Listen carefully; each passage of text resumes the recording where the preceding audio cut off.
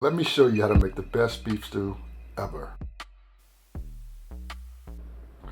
I don't use stew meat. I start with a chuck roast and cut my own, leveraging partially frozen meat because it's easy to cut. And then I cut it into sizes that are small enough that I don't have to cut when I'm eating it.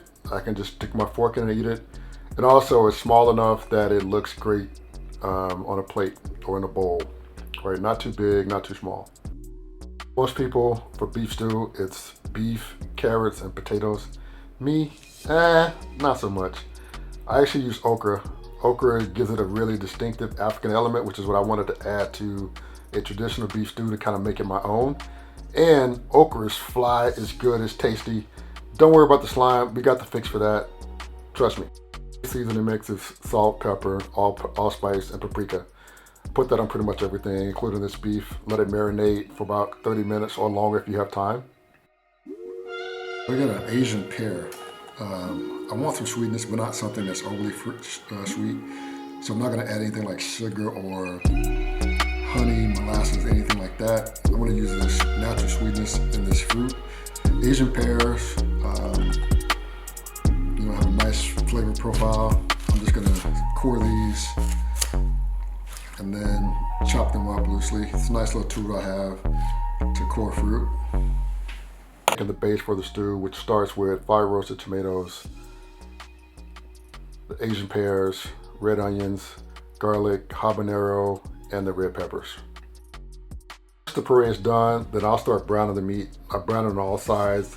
Make sure the skillet's hot enough so I get that nice caramelization. The browning of the beef will leave a lot of flavor behind. Don't worry about the brown bits. We're gonna scrape that up later when we deglaze, but that's gonna add just so much flavor to this dish. Give it a little more complexity, make it awesome. We can start making the stew. I'm gonna add the puree back, let it cook down a little bit, thicken up before we start adding some other ingredients. Every step, so I add some more spices back to it.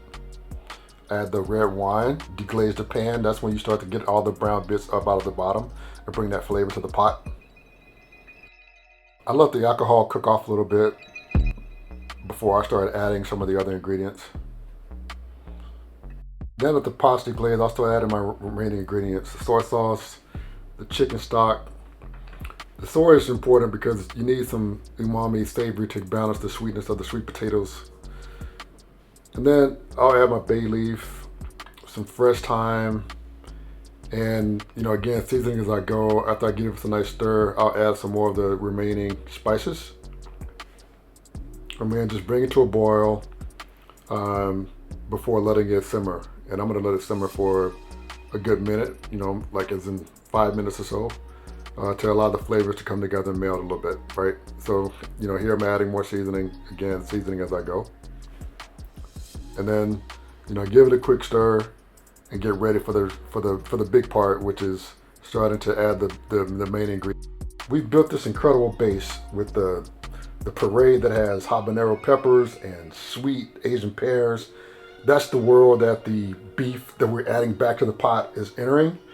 Now it's a matter of cooking the whole pot. So we're gonna braise it at about 325 degrees for an hour or so, depending on how thick you've cut the beef cuts. So we've let the beef cook some. Now we're gonna start adding in the sweet potatoes. So once you add the sweet potatoes, we're gonna cook them for about 30 to 45 minutes, depending on how big you cut them up again. Size matters. What the sweet potatoes is, we wanna cook them well done, but we don't wanna overcook them.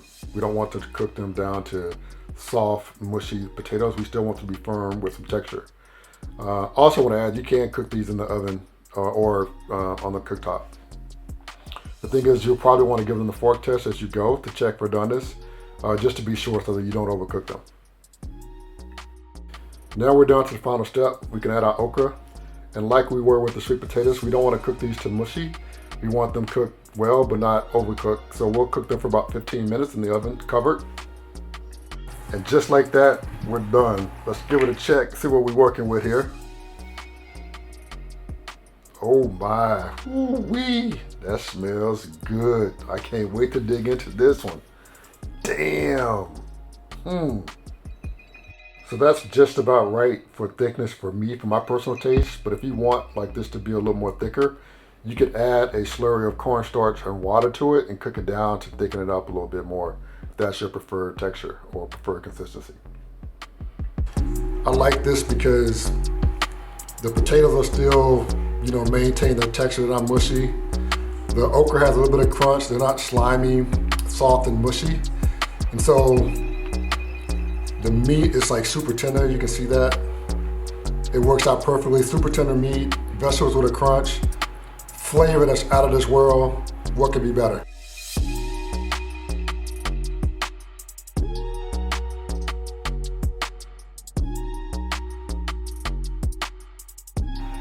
Let's give it a taste.